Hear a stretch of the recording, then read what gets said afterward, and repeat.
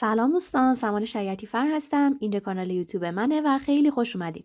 توی این قسمت از آموزش قرار هستش که روش ساخت QR کد رو بهتون آموزش بدم. بریم سراغ آموزشمون.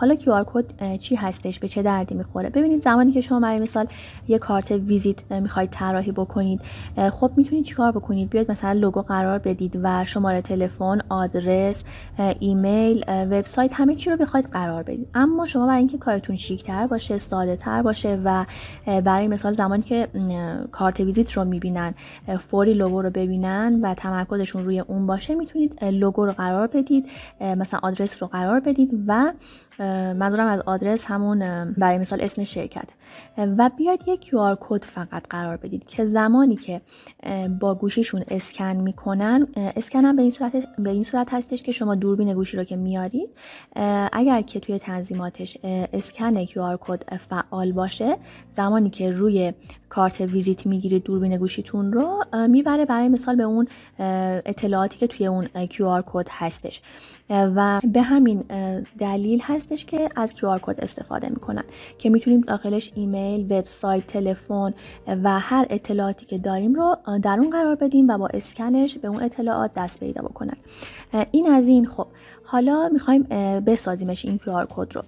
وارد 2 تا سایت میشیم، یعنی سایت های زیادی هست و کلا شما زمانی که بزنید QR کد میکر یا QR کد جنریتور و اینجور چیزها داخل گوگل، براتون سایت های خیلی زیادی میاره. حالا من 2 تا از سایت ها رو براتون آوردم که توضیح بدم به چه شکلی این کار رو انجام بدید. ببینید الان من زمانی که goqr.me رو، حالا آدرس سایتم براتون میذارم، بزنید داخل گوگل، یه همچین صفحه‌ای براتون میاره که شما میخواید QR کدتون رو بسازید. میخواید فقط یک وبسایت باشه، مثلا یک کتاب فروشی دارین که میخواد یه کارت ویزیت طراحی بکنه و فقط زمانی که اسکن میکنن QR کدش رو یه وبسایت بیاد و ببره داخل اون وبسایتشون که حالا کتاب ها رو به فروش گذاشتن.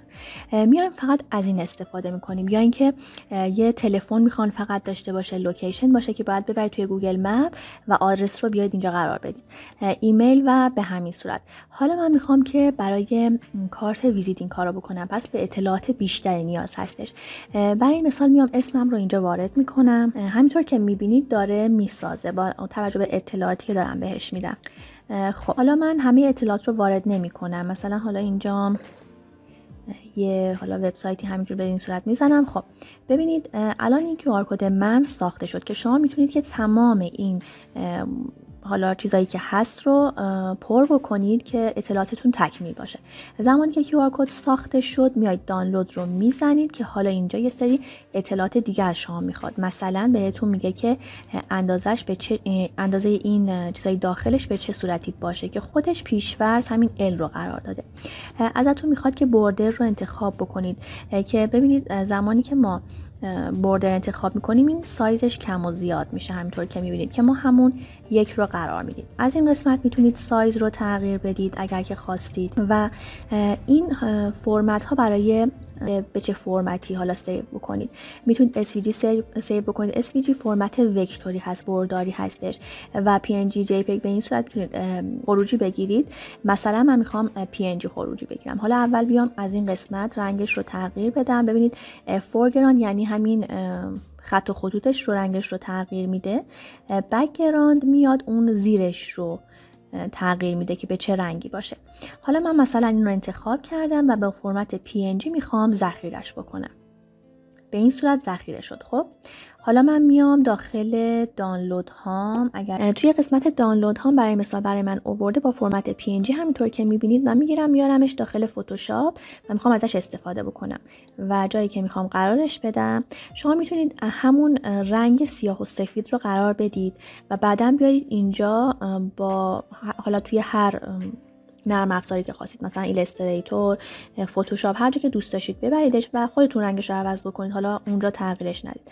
و مثلا من الان آوردم، بعد خروجی میگیرم. زمانی که خروجی گرفتم و چاپ شد، با دوربین گوشی که روی این بگیرن به اون اطلاعاتی که من این قسمت وارد کردم دست پیدا میکنن. اوکی. یه سایت دیگه هست به اسم unitag.io/QR code.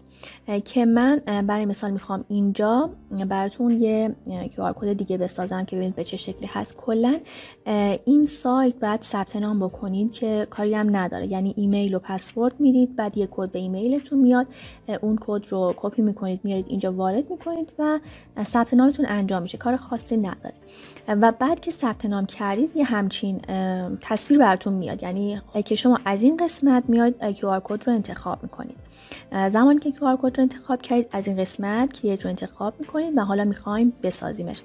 به صورت پیش‌فرض برای وب هستش، ولی ما میخوایم مثلا برای مثل همون بیزینس کارت انتخاب بکنیم. اینجا وقتی که روی وی کارت زدم همه اطلاعات رو میتونم وارد بکنم، هر چی که دوست داشتم رو، که الان من دوباره فقط اسم و فامیلم رو میزنم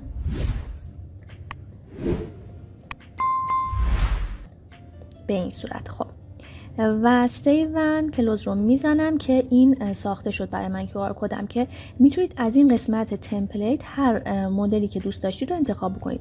ببینید این یوتیوب و فیسبوک و اینا که هست، شما مثلا میخواید زمانی که اسکن میکنن QR کدتون رو وارد پیج مثلا اینستاگرامتون بشن، وارد یوتیوبتون بشن، وارد صفحه فیسبوکتون بشن، که میتونید از اینا استفاده بکنید که گویا هم باشه و بدونید که متوجه بشن که این QR کد مخصوص چی هستش. ولی حالا من همون سفید و مشکی رو انتخاب میکنم. از این قسمت هم کالر رو میتونید انتخاب بکنید، مثل همون رنگش رو تغییر بدید هر جوری که دوست داشتید، اینجا استایل بهش بدید. ببینید این قسمت مثلا این دونه های داخلش تغییر میکنه، این قسمت هم گوشه هاش تغییر میکنه، مثلا به این شکل میشه. هر جور که بخواید میتونید مثلا تغییرش بدید. بعد از این قسمت لوگو، شما میتونید که لوگو وارد بکنید و آپلود ایمیج. زمانی که آپلود ایمیج رو بزنید براتون ایمیج میاره که بعد وسط اینجا قرار میگیره، یا حالا اگر نخواستید ایمیج باشه مثلا لوگو قرار میدید، لوگو یا ایمیجتون رو خلاصه این قسمت قرار میدید که وسط قرار میگیره. و از این قسمت هم میتونید که به این شکل دوباره مدلش رو تغییر بدید، رنگ عوض بکنید. حالا ببینید به این صورت میشه و آپشن های متفاوتی داره. QR کدم رو انتخاب کردم و انجام شد. حالا من مثلا بیام این سابمیت رو بزنم و سیو اند پابلیش رو بزنم، یه دونه اسم مثلا انتخاب بکنم سمانه و خب حالا بعد میره توی قسمت، بذارید که من دوباره، چون که من یه چند تا امتحان کردم فکر میکنم برای اون هستش. مثلا حالا من این سما رو درست کردیم. خب برای اینکه دانلودش بکنیم میام روش کلیک میکنیم و اکشن رو میزنیم به صورت PNG. مثلا من میخوام سیوش بکنم و به این صورت برام سیوش میکنه. بعد به همون طریقی که گفتم میرید توی قسمت دانلوداتون و این عکس PNG SVG هر چی که هست و هر صورتی که با هر فرمتی که ذخیره کردید میاریدش داخل فتوشاپ، ایلاستریتور و هر چیزی که استفاده میکنید و به این صورت میتونید که داخل طراحیتون قرار بدید. فقط هم کارت ویزیت نیست، گاهی اوقات مثلا توی پوسترتون، توی تراکتتون هم میتونید قرار بدید و کلا روند به همین شکل هستش.